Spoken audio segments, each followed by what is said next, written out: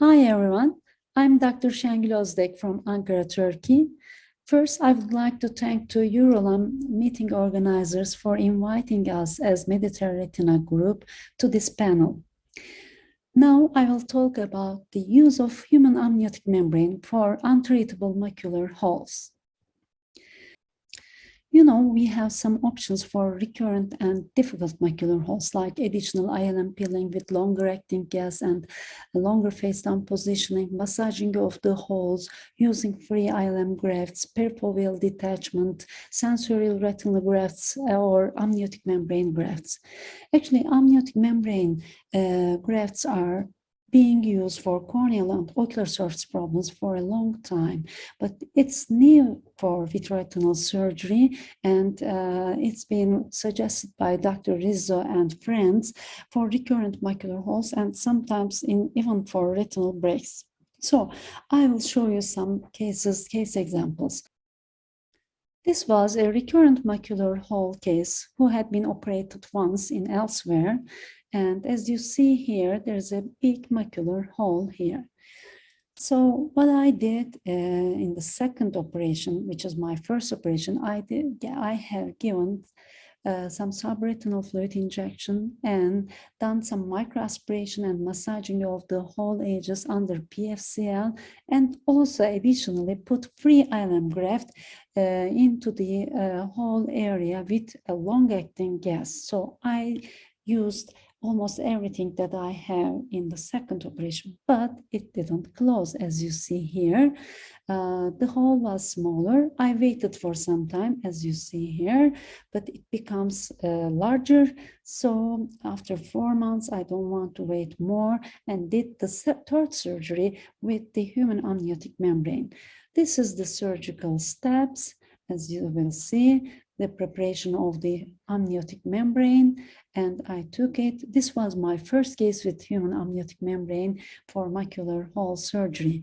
So I see that I need a PFCL to hold the graft in place, and then I just induced perfoveal detachment with 39 gauge needle injecting BSS so that the graft can be put underneath the whole edges.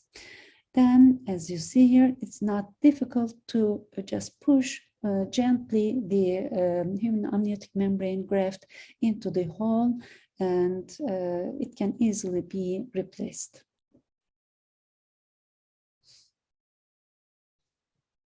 Then we could just put gas after air fluid exchange, and this was the end result. The hole was closed very nicely. The vision improved a bit, but not so extensively. And this is published by Dr. Rizzo et al. There was 100% closure in 6 months, but 2 of the cases had to be operated twice. My second case was a pathologic myopia case with a macular hole, associated retinal detachment, and vision was just hand motions, and the fellow eye of the lady had already been lost after multiple operations and only light perception. This was the appearance. You see how posterior stathloma is, and then we did the same surgery. And as you see here, this is second week and the 4th month appearance of the macular area. The hole was sealed by amniotic membrane, retina was attached, it stayed attached. 2 months following silicone oil removal, vision improved to 0.3. This is another case with schizophrenia, and she has degenerative myopia again, one-eyed person. Here there was a limited posterior retinal detachment, but she didn't came for some time to me, and when she came to me, the picture was worse. As you see, there were very big retinal breaks, not just whole macular hole, but macular breaks, and retina was billously detached. So just to continue to vitrectomy, I had to do air fluid exchange at the beginning to push the retina backwards, and then stained the ILM and membranes over it, and peel those membranes as much as I can, because the axial length was very high. It was difficult to reach the posterior pole, and I prepared a very large amniotic membrane graft. As you see here, I put it through the corneal incision because I left the eye aphakic, and then put that big amniotic graft into the retinal break area, because my main aim was just to seal those breaks. And there were three retinal breaks. One was biggest, and two smaller ones. And I just put that graft under the retina into those breaks, and again fixate the retina with PFCL again. And I found also a peripheral retinal break, which was fixed with laser, and put some additional macular break area, and then put silicone oil at the end. And it worked well. As you see, this is the first month and second month appearances, and she had ambulatory vision after this surgery. And again, Rizzo's group had published in 10 eyes with multiple previous surgeries with persistent macular holes in degenerative myopia and retinal detachment cases, and they had a 100% success rate. Another case, this was a PVR case after gum pellet injury, which was after a self-suicide, and the fellow eye has already gone. His eye already had a previous vitreoretinal surgery, but with PVR and a macular hole associated with posterior retinal detachment. This was the appearance. You see the macular hole just inferior to macular area. There was a significant PVR, as you can see here.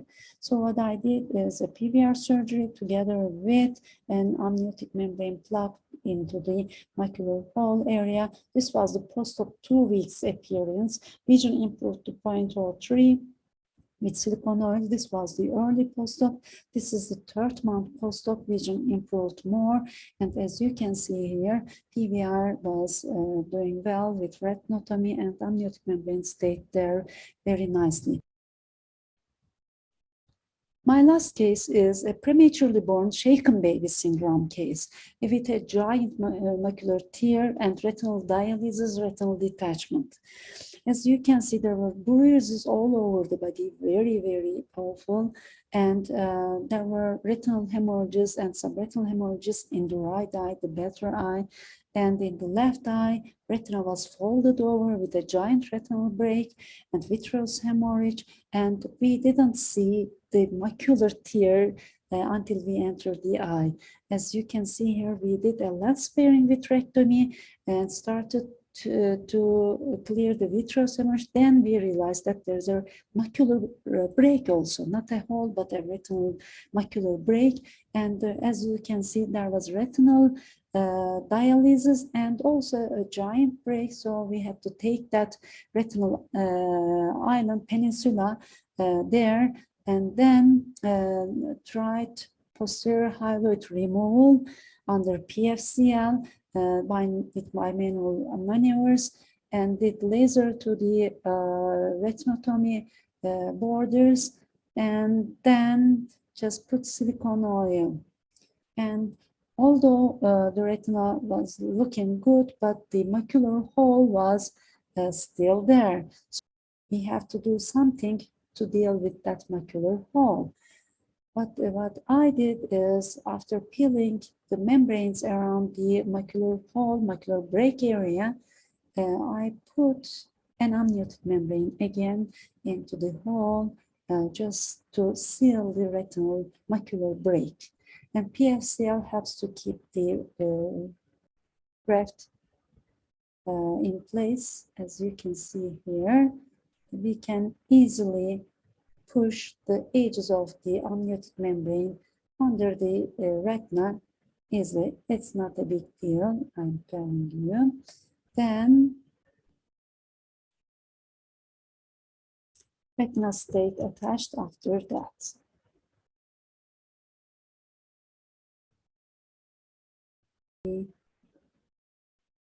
air and retinal state attached after removal of silicone.